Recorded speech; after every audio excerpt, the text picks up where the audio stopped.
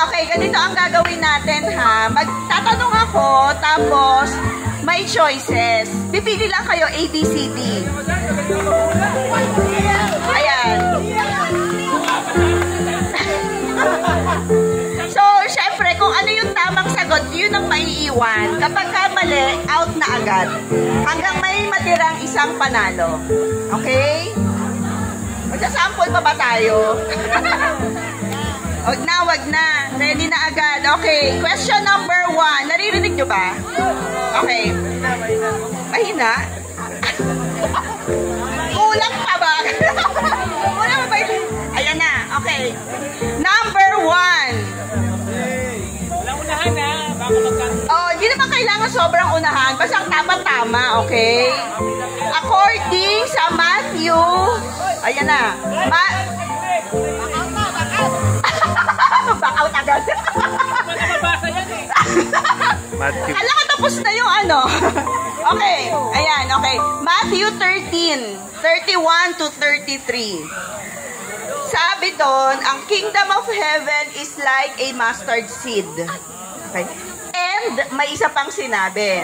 Doon sa specific verse na sinabi ko again, according to Matthew 13, 31 to 33, the kingdom of heaven is like a mustard seed and A, fig tree, B, yeast, C, paradise, D, Garden of Eden.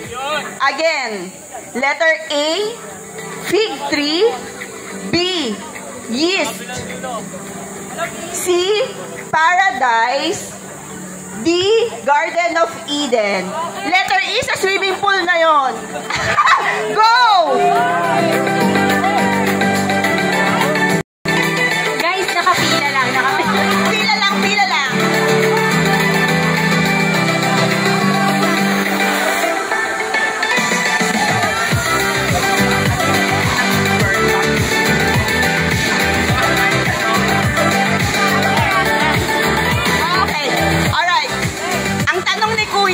Yung unang word siya, mustard seed and.